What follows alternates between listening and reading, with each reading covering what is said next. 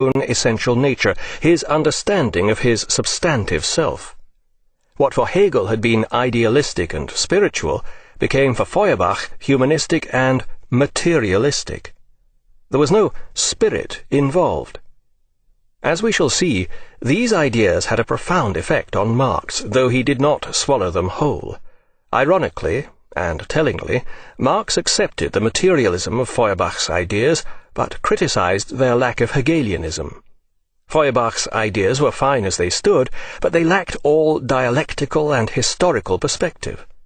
History, society, humanity itself, or its consciousness of itself in the form of God, were not changeless. They all evolved. They developed dialectically.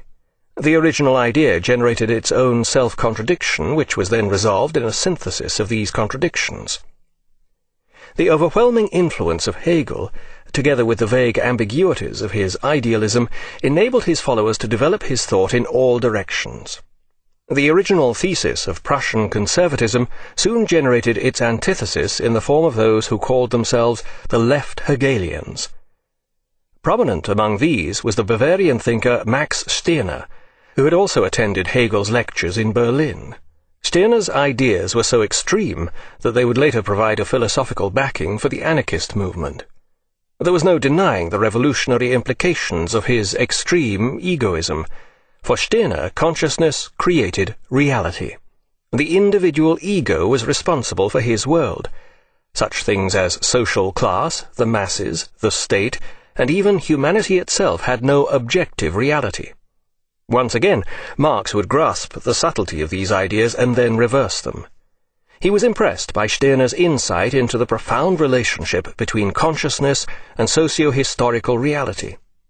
But for Marx it would be consciousness itself that was in fact created by these external material circumstances, not the other way around. Marx now began developing his own philosophy, which attempted to combine these seminal ideas into a thoroughgoing materialism driven by dialectical forces. His aim was to stand Hegel on his head.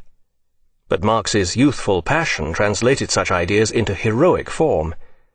His doctoral thesis extolled Prometheus, the ancient Greek hero who stole fire from the gods and brought it down to humanity.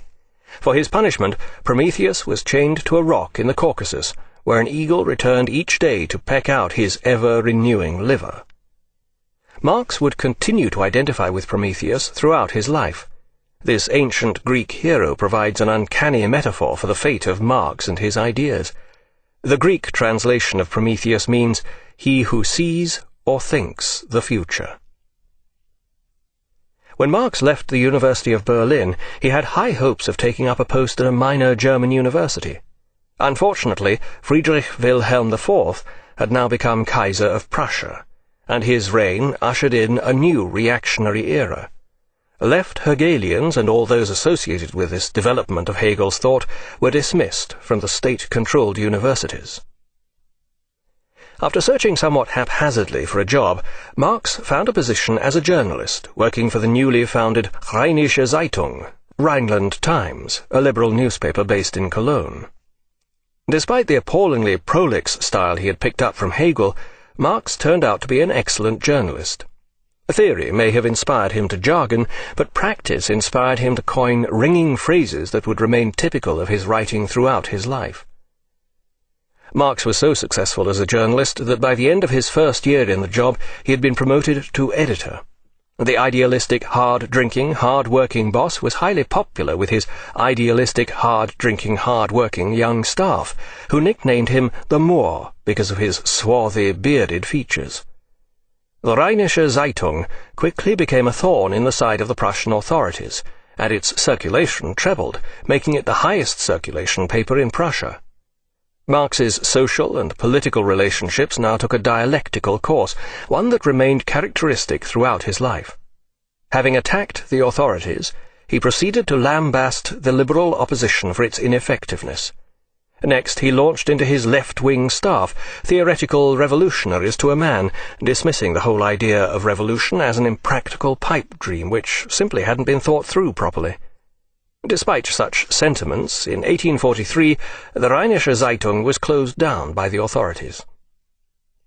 In his growing dialectical fashion, Marx now took two contradictory actions in quick succession.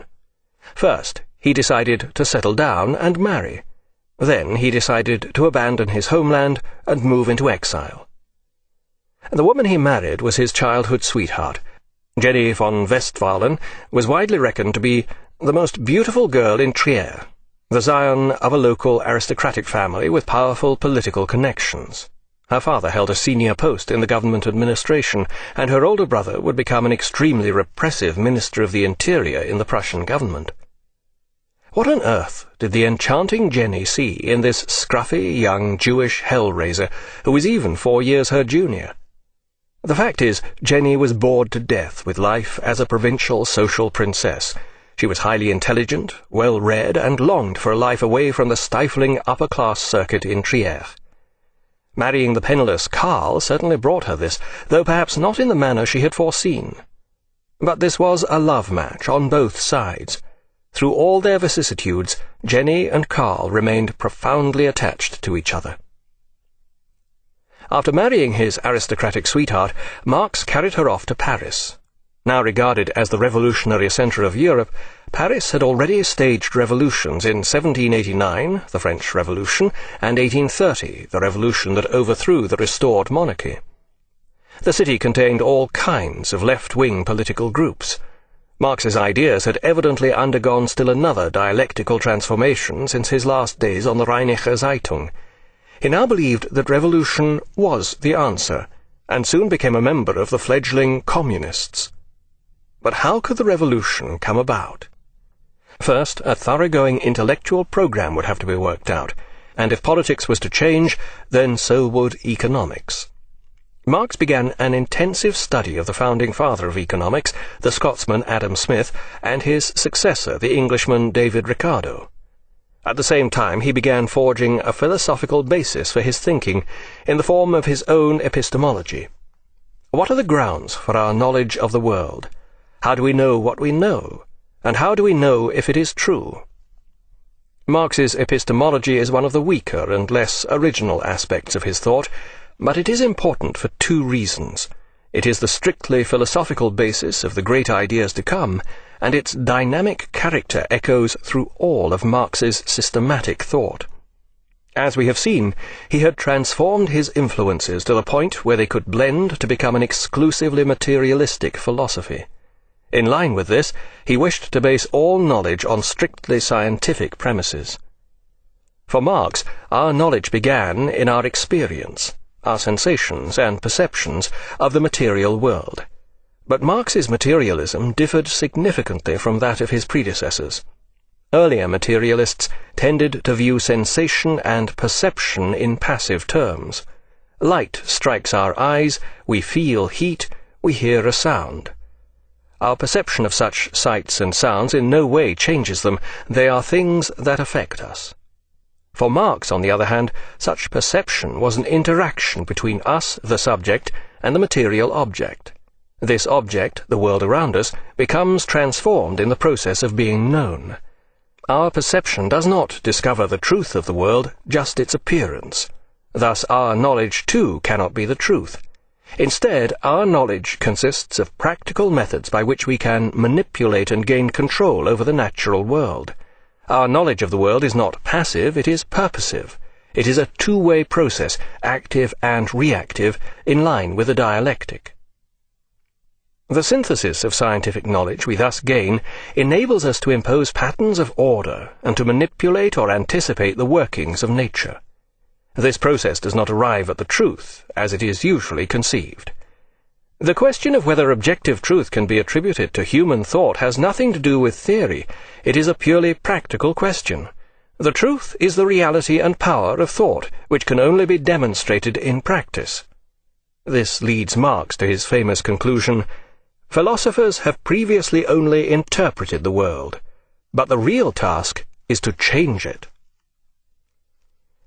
Much has been made of this statement. Taken as a philosophical attitude, it would seem to invalidate its author as a philosopher altogether, advocating as it does the abandonment of philosophy in favor of political action. His famous remark is thus open to all the philosophical objections lodged against it. But if it is seen in the light of his epistemology, an interactive process, it does have philosophical value. He is making a profound point. There is no such thing as objective truth.